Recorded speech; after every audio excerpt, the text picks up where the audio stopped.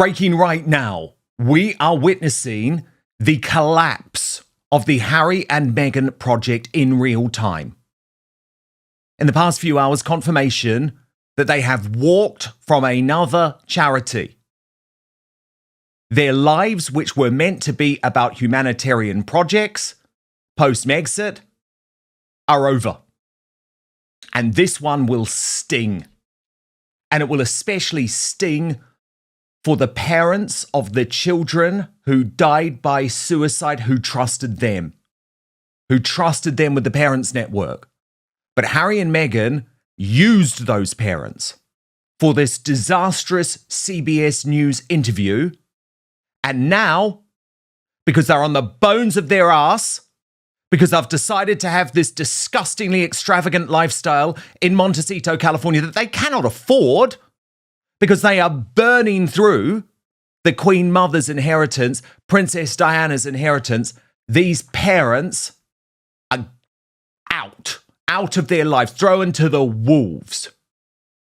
Here's the reporting from Newsweek that says Harry and Meghan to step back from a major project supporting mothers and fathers who have lost a child to online harm. Jack Royston, their royal editor, revealing that it appears to have been quietly handed over to another organisation. You'll remember it was only summer 2024 when they gave CBS News this exclusive interview in which Harry warned of the danger social media poses to children. However, now, Royston reports the Parents Network has been passed over to Parents Together, an organisation that offers resources to parents worried about the impact of digital media on their children.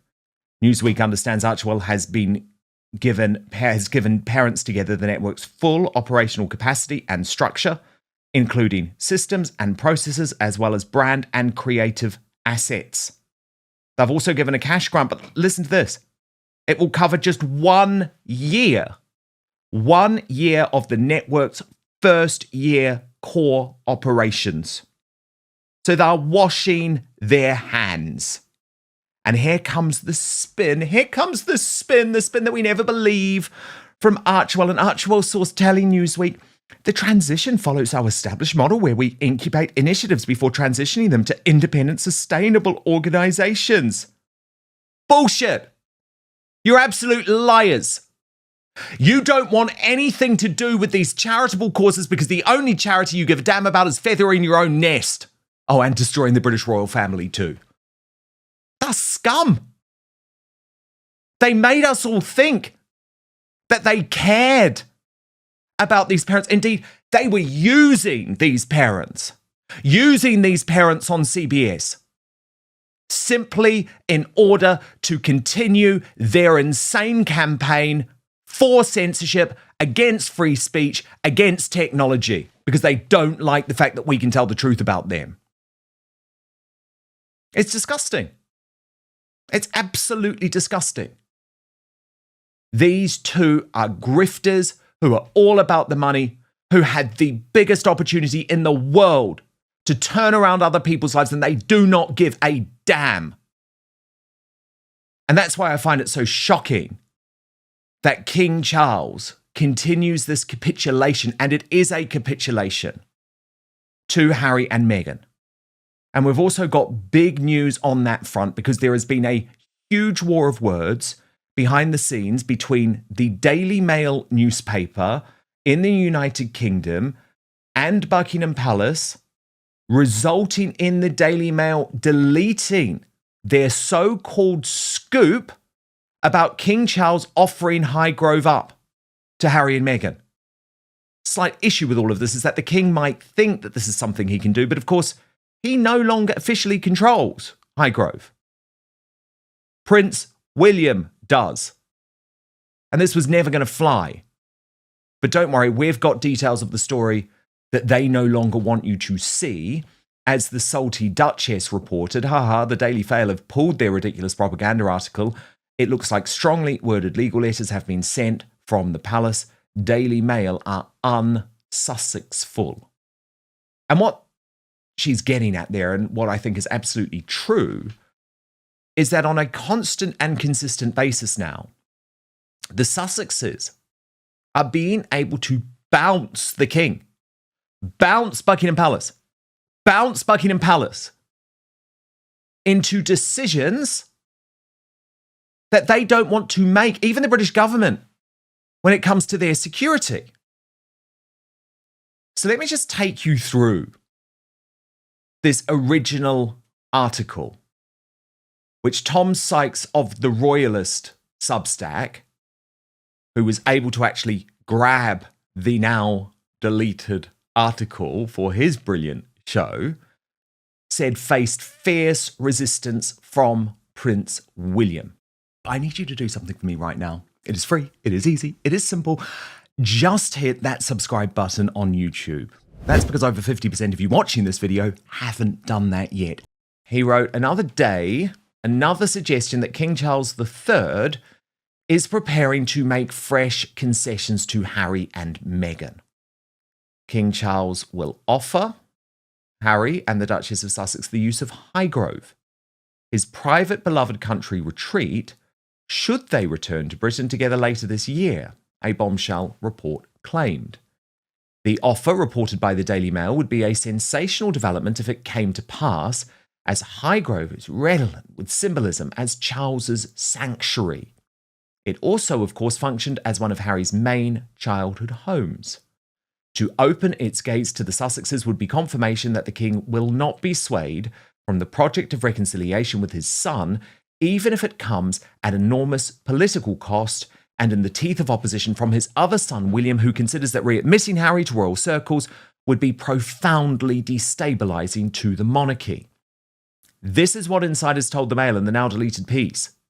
There's a good chance that they will stay at a royal residence during a UK stay that includes Invictus events if the current thaw in family relations continues. It would be difficult for the king to refuse to open the 2027 games if his son asked him to. Why? Now, of course, here's the Cotswold estate. It sits inside a permanent security bubble, complete with a no-fly zone, armed police, and even a steel-lined panic room. So for Harry, it would offer him what he has been demanding. But as Sykes goes on, for the king, this is a strategic gamble that goes far beyond summer logistics. Taken together with the king's apparent indulgence of Harry's ongoing security review and the conspicuous decision by Prince William to quietly hire a senior crisis management specialist as the newest member of the PR team, this speculation about Highgrove reads like confirmation that Charles is preparing the ground for rapprochement. Friends of William and much of the British public will be aghast. They see that the Sussexes have extracted concessions from the king without apology or contrition. From that perspective, offering Highgrove looks like capitulation to Harry and Meghan's original ask to be half in, half out of the royal family, which the late Queen Elizabeth explicitly rejected. My sense is that the broader pitch that a reconciliation in such circumstances, father and son reunited on a stage celebrating wounded veterans, is precisely the sort of tableau Harry's team understand is irresistible to the king, and precisely the sort of public embrace William and his allies regard as madness. And I do too. It is madness. The king's camp insists nothing has been agreed, but also have notably declined so far to rule it out. The Doves point out that Charles loves his son, he is battling cancer and acutely aware that time is not on his infamit. He wants to see his grandchildren. He wants, if possible, to heal the rift that will otherwise come to define his reign. From that vantage point, an offer of a bed at Highgrove is not a weakness, but an attempt to take control of events. The direction of travel, hard to ignore if Harry's security is indeed restored, if Meghan returns to Britain for Invictus, if the palace continues to resist shutting down talk of a 2027 joint appearance, then the Highgrove offer will come to look like a logical next step. Whether this latest sally survives contact with public opinion is another matter. The Mail says that William and Catherine will be, quote, watching developments very closely. I suspect that is an understatement, as welcoming Harry back under a royal roof risks entrenching the very fault line that now runs through the House of Windsor between a king who believes in forgiveness as policy and an heir who believes with considerable public support that some bridges are better left burnt. Angela Levin, our royal mastermind, Prince Harry's biographer, with me on these two massive pieces of breaking news today. So, Angela, can we kick off with Harry and Meghan now walking away from the Parents Network? Nothing to do with it. Not even a mention on the website, Angela. Did they just use the parents of dead kids for a publicity stunt and have walked away now less than 2 years later?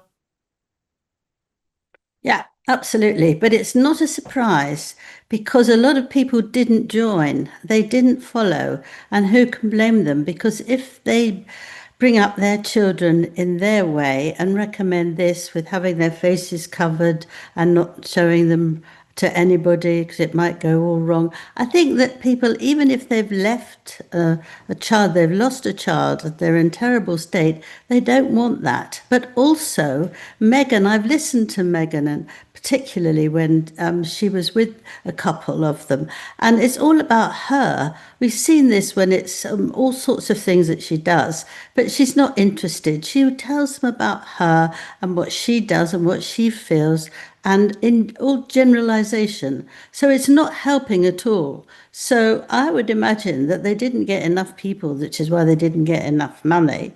And so they've all gone off somewhere else. They won't last even a year, I don't think, because they can't do that. I mean, Harry is slightly better, but he's also no good at it. He can't do it. And actually, they spend their time trying to find some charity that they can hang on to, pretend that they're really caring, but they're not really. They shouldn't be doing charity. They should not be allowed to do charity because they're not charitable. 100%. 100%. And none of the decisions that they make are charitable, Angela. It's always about themselves. And I mean, we saw this. Especially Meghan, of course. all about stuff. And when these things happen, I think the woman helps more than the man. You know, it's one of those things, isn't it? Because you expect that she will know more, but she doesn't make it like that. And I think you see, looking at these two couples, they're ordinary couples. They don't want to sit there and be lectured to. Won't work, you see, not especially when you're crying your eyes out and you've lost a child. I mean, it is just impossible. But these people put their faith in Harry and Meghan, Angela, and that may have been a mistake. And I mean, of course it was a mistake. But the point is, they put their faith in Harry and Meghan, and they were used by Harry and Meghan, who have now walked away. And it's all well and good talking about Harry and Harry's so-called charity. But the thing is, Angela, I mean, we got this briefing to Anika in the Sunday Times over the weekend. Oh, he loves being on the road. He wants to deal with his patronages. No, he loves being away from Meghan and Montecito. But actually, what is he doing charity-wise? He's now obviously not a part of Centre Bali. That all blew up. The African Parks is a total disaster. Now nothing to do with the Parents Network either. So what is it? Invictus. That's it. No, there is. He does do a little bit of helping people with mental health issues. You know, he gives advice. But and there's the Little Helpers charity, isn't there? But, you know, not that he spends any time on. No, and I don't think people should listen to him. He's not ready for it. He can't do it. Yes, you're right. But he's quite lazy. He doesn't mind doing that. But he's now really bored and he's in trouble and he wants to get money from his father and just start again somehow. Is he bored or can he not actually face being at home? He doesn't like to be in Montecito. Good question. Both. Both. I mean, you know, if somebody's sort of screaming at you and telling you off and ordering you about, I mean, you don't want to be there all the time, do you? You want to run away. And also, if you try and the person knows how to make you be very upset when you're trying, that's even worse. I mean, she's very, very clever at doing all that, isn't she? She is. Then, Angela, this deleted scoop from the Daily Mail, who keep being bounced into running Harry and Meghan propaganda. Now, Angela, the king may well think that it's a great idea to have Harry and Meghan in Highgrove, at Highgrove. But isn't this now William's decision? Isn't Highgrove now part of the Duchy of Cornwall? No, this is ridiculous to have said that. I think it's absolutely ridiculous because there's a big room in there that Camilla took over when Harry left home. it was a long time, several years, 8, 10 years, and he was absolutely incandescent that she was having his room for her clothes. But you don't want to actually rub his nose in it. And I think it's a very bad thing to do, to let him see the room. Secondly, it's got all their private things there. And I don't think they would want Harry and Meghan there, not because I say they would steal anything, but because they'll use it for a documentary. And so that's what's stupid, actually. And it doesn't make any sort of sense. And in the area, the king has got a very tiny sort of little place where he prays. And it's got no lighting, and he only lets in very special people because that's where he thinks about religion and all that sort of thing. You don't want them going in. I mean, you just don't. So it wouldn't be the right place to suggest. And I'm sure he hasn't, and William hasn't. It's somebody trying to be clever from somebody who's even cleverer and who made them look silly. But this is the problem, isn't it, Angela? They keep on being bounced, or keep on trying to bounce even the British government now into decisions, because I've got to take you through this other revelation that actually, after Charlotte Griffiths, who now just operates as a propagandist at the Mail on Sunday for Harry and Meghan, said, oh, it's just absolutely nailed on. Absolutely nailed on. Of course they're going to get their security, and Harry and Meghan are going to get everything they want, and Meghan's going to be back, and it's all because of this terrible stalker, this terrible African female stalker who didn't have any weapons, seemed to have been pictured with Harry and Meghan in the past, but because of her, it's just nailed on. Of course the British government have to give Harry and Meghan all the security they want, and if it doesn't happen, then that's a disgusting thing. Well, according to the Times, not so fast. Reporting from Kate Mancy, their assistant editor. This is significant, by the way. The Times is the newspaper of record, and pretty much she's a stenographer for the palace. It's not decided, despite the Mail's reporting. So this is what she has revealed, Angela. As the Duke of Sussex prepares to return to the UK this month for a high-profile court case, reports have suggested that a decision to reinstate the Duke's police security was nailed on. Sources close to the government process, however, have told the Times that a risk assessment of the Duke has not yet been concluded.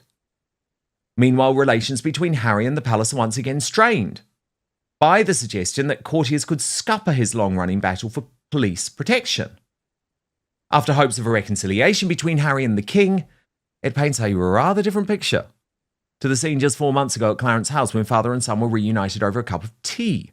And this is the source close to the process telling the Times, I have no idea what the RMB recommendation will be to Ravik, but what I do know with certainty is that neither does anyone else, since they are still undertaking the review. On that basis, claims that a decision is already nailed on seems, and this is the key line, Angela, more like an attempt to manipulate the media into manifesting an outcome from what will be a fair and rigorous review, but one that is very much ongoing. Whoever is behind them must not realise how transparent and counterproductive to proper process that is. So, of course, that's a major government slight to Harry and Meghan, but this is the problem with Harry and Meghan. They do what they want. They don't give a damn about process. They don't give a damn who they railroad over.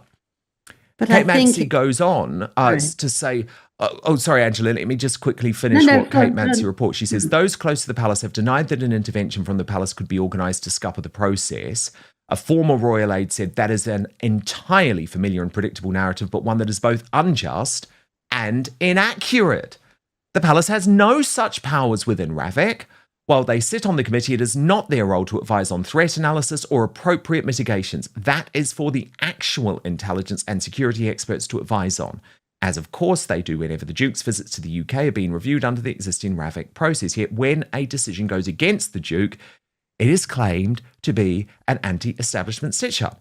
So, Angela, sorry, it was just important to have that context because fundamentally, you've got the government and the palace now saying to the Times, this is just a point-blank lie. Harry's lied about the process.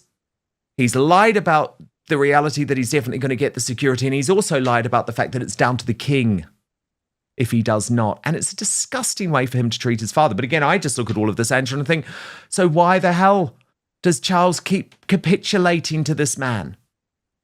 Well, I know from experience back when I was doing books that they know that Harry is going to come up with something that has already been done and tied up. Right? This is what he says. And if somebody does that with some help behind him from newspapers, then everyone thinks that that's what's happening. They think it's a reality, but it's not. But he does that. He absolutely does that. He pretends all these things have happened when they haven't. And he also says, when he's saying, I can stay, I can do this, he's going to give me Highgrove, all this stuff is absolute nonsense. It's completely disgusting. But he's worked out that if he keeps on going and saying, this has happened, this has happened, this has happened, then it's very difficult for people to say, well, it hasn't. So they then start thinking, well, maybe we should do a little bit. Well, of course not. They can't cope with him. And I think for the staff, it's absolutely very, very difficult. They are very nice, very kind. They don't go shouting. They try and behave with good manners throughout. But actually, sometimes they don't need good manners. They need to sort of say, they shout like you, and that would be different. It's very, very awkward because there is a prince or someone like him, and they try to get the deal through without causing too much trouble. They don't want big rows. And we also know that if they do something and Harry or somebody else, mainly him, doesn't like it, he can complain about them. It's very, very difficult. It goes back to when Harry was taking a lot of drugs when he was at school. And they say to the people who are looking after him, protecting him, why don't you say something? This is terrible. He's under terrible things he's taking. We want to do it to his father, but we can't, because Harry says that if we do tell him, he will say it's nonsense and they'll get taken their job away from them. And that's what happens. Do you see what I mean? That's sort No, of I do. strategy. I absolutely do. But the problem with what he's doing here, Angela, is saying, if I don't get my way, it's Papa's fault. It's just awful. It's Yes, awful. it It's is. like, Yes. number one, it's not true. Number two, Yeah. your father's got cancer. Number three, your father is bending over backwards to try and make things right between you. And What he's I'm just sorry. with William on this. No, I'm just with William, Angela. But what he's done as well is that he has complained enormously about his father not dealing with the government to stop something for him. He can't do that. He doesn't do that. It's not his job as a monarch. He's just not. So he can't do it. He knows that very well, but he wants to make it so his father looks responsible for it, which is the cruelest thing ever, isn't it? And also when he turns up and wants to see his father, and his father's busy or he's not well, or he was recovering after some doctor's training, and he would feel very, very angry that he's not being talking to him straight away. But why should he? He's got lots of things to do. So he blames his father, and he's also knows that he can hurt his father by talking about Camilla unpleasantly. And I think that Meghan pushes him on because I don't think she minds about telling a truth or not telling a truth. And he can't handle it, you see. But he's worn out from it. But he's a fool to have got there in the first place. He really is. And then Angela, I mean, this is almost hilarious. Apparently, Meghan's raking in 27 million as if, but she is launching a bookmark. Angela, this is what's going to save her and save the absolute disaster. A bookmark. There it is. Yep. An as ever bookmark. I mean, seriously. Seriously. And What look, have we come to? What have we come to? well, I mean, as she thinks this bookmark is going to save her, I've got another conclusion. But anyway, here's the spin, Angela. As ever, by Meghan, has partnered with Godmother's Books. That is the little bookshop in Montecito to create a bookmark. You can now shop their honeydew and leather bookmark holiday bundle exclusively at Godmother's Books for a limited time. I mean, come on, this business is just over, isn't it, Angela? Just over. Yes. The pressure surrounding Prince Harry and Meghan Markle appears to be intensifying following two major royal developments that have dominated headlines. First, reports suggest that a project launched under the Archewell Foundation has transitioned to another organization, prompting renewed debate over the couple's long-term charitable commitments. At the same time, fresh media reports have claimed that discussions surrounding a possible future stay at Highgrove have exposed differences in how senior members of the royal family may be approaching reconciliation. While many of these reports rely on unnamed sources and remain unconfirmed by Buckingham Palace, they have once again fueled speculation about the future relationship between the Sussexes and the monarchy. Today, we'll examine what has actually been reported, separate verified information from speculation, and explore what these developments could mean going forward. Another aspect receiving widespread attention involves reports suggesting Prince William would oppose any arrangement that could be viewed as restoring the Sussexes to a more prominent position within royal life. These reports remain based largely on anonymous sourcing and media commentary rather than official palace statements. Nevertheless, they align with long-standing public reporting that William and Harry's relationship remains strained. If those reports are accurate, they suggest that any future reconciliation would involve significant challenges behind the scenes. Whether those differences eventually soften remains uncertain.